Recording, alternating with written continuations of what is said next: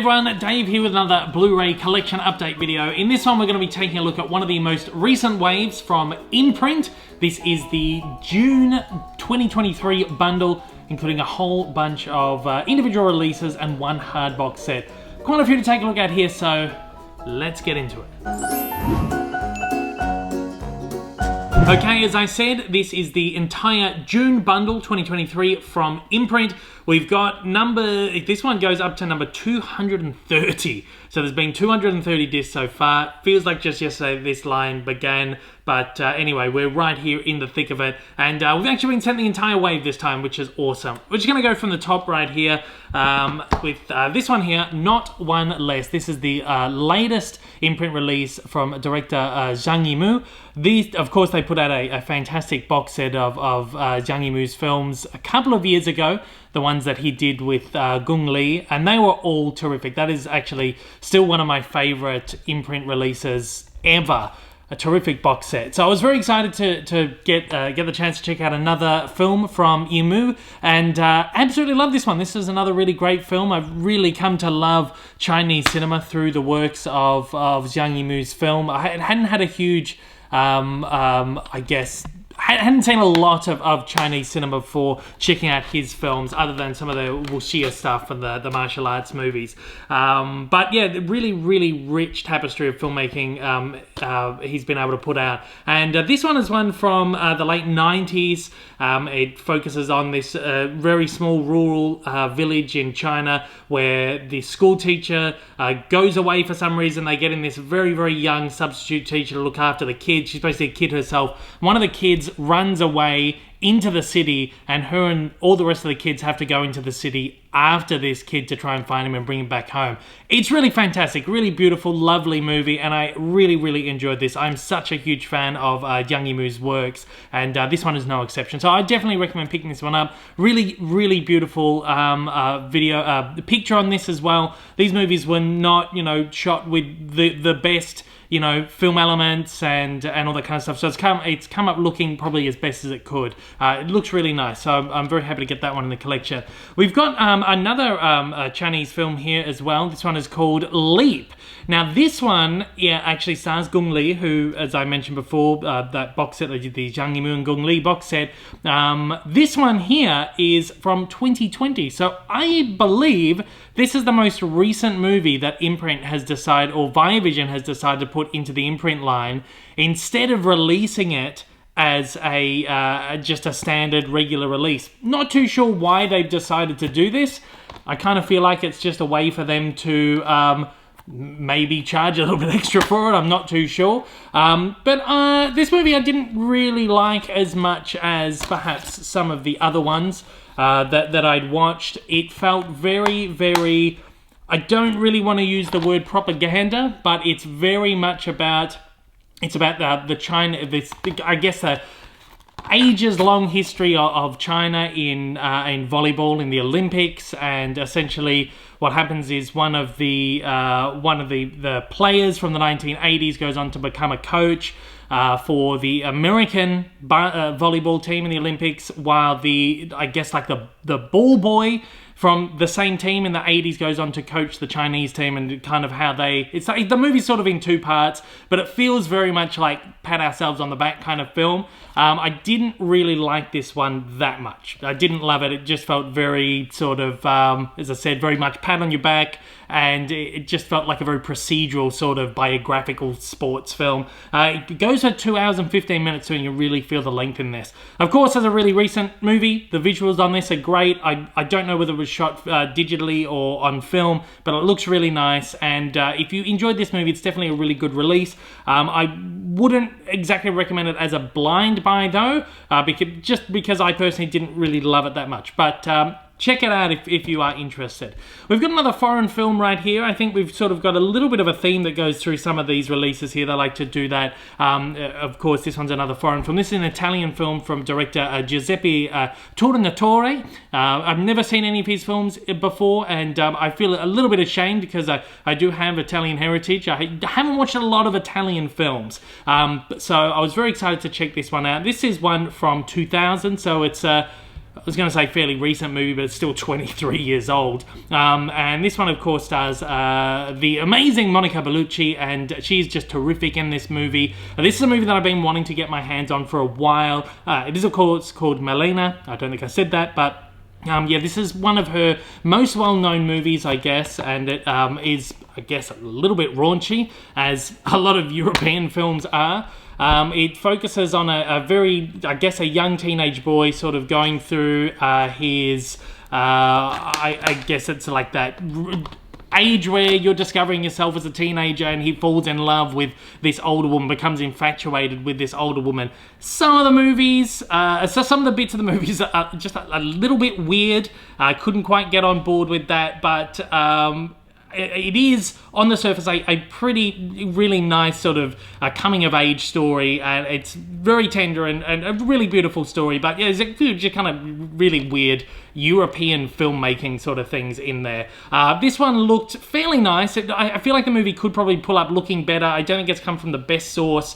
It says it comes from a 2K scan of the original uncut Italian version of the movie, but I'm not too sure whether that means they went back to the original elements or anything. It feels like it's kind of a dated master there, but very good movie. I really enjoyed this, and it has an incredible score by the maestro Ennio Morricone. The gorgeous score, and he elevates any movie that he was involved in. So I would recommend that. It was a really good movie. I really enjoyed that.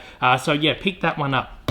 We've got another, I guess, sort of sexual sort of movie right here. This one's called Damage. It stars, of course, Jeremy Irons and Juliette Binoche. I've never seen this one, but it was one that I'd heard of over the years. I guess a very controversial film where this guy ends up having an affair with his son's fiancée, soon to be wife, and it's just kind of like a really dark and heavy sexual thriller. I guess they did a lot of sexual erotic thrillers in the 1990s, but this one just felt just really kind of dark to me, and it goes to some very dark places. Jeremy Irons is always hit and miss for me. I either really love his movies or I just really don't like them. This is one that I think kind of fell in the middle for me. It's another, well, it's only an hour 50 minutes, but it felt long. It just felt really long and kind of depressing. I appreciate what they were trying to do with it, but this one I couldn't get fully on board with.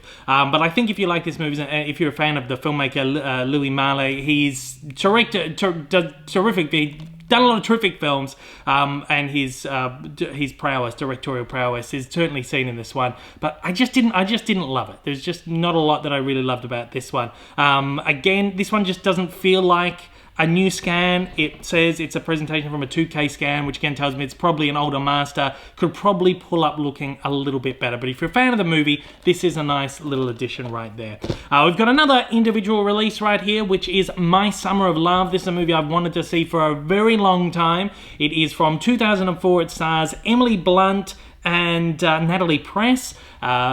Two women, they kind of come together. One is this spoiled rich woman, one is kind of from a lower class, and they come together over this summer and discover themselves and whatever else. It's a really beautiful movie, and again, it goes to some pretty heavy places, but I really quite enjoyed this. This is one of, I think this was Emily Blunt's sort of first major film, her big breakout. It's an independent film directed by Paul Pawlikowski. You're probably fairly aware of some of his films. They are, pushing the boundaries of a lot of this kind of stuff. And in this particular case, it's a very sexual movie, like exploring sexuality and all that kind of stuff. I quite liked it, but it wasn't as good as I kind of hoped it would have been. This one right here, it says it's a 1080p high definition presentation from a 4K scan. Not sure if I buy that, because the transfer on this was really quite bad. It feels like it's just like an upscaled old DVD master. In fact, it just feels like they've ported an SD transfer over to this. It doesn't say 4K scan of original negatives. It could have been a 4K scan of some deteriorated source or whatever. It doesn't look great. And again, all of these have some great bonus features. This one doesn't really have much on there. Glad that I finally got a chance to check out the movie, but I really wish they'd given it maybe a little bit more attention. Again, I'm not going to blame Imprint Viavision on this because they just handed these masters from the studio. They don't do any remastering themselves. But I do always say, you know, if you're going to put a transfer that's not quite up to scratch with the price points of these premium releases, reconsider releasing them with a lower price point in the standard edition. It is a movie that deserves to be in this range, but I just was not on board with the transfer on that one right there. And finally, we've got this one right here. This is the hard box release for the month, which is The Bounty, starring Mel Gibson, Anthony Hopkins. This is one of like 3 or 4 different versions of Mutiny on the Bounty that has been made and put onto film. And this is probably next to, I guess, the Marlon Brando one is probably the most beloved. Although the one with Charles Lawton and Clark Gable is one of the first films that won an Academy Award and is heavily lauded. But this movie right here is just, I think it has like more of a cult following. Viavision released this as an individual disc maybe 3 or 4 years ago, maybe a little bit longer than that. And now they've reissued it in the Imprint line right here. It's the same master that was used on the old disc. It's pretty much all the same bonus features. There's just a couple of new things. This one right here, which one? That one there is the film disc.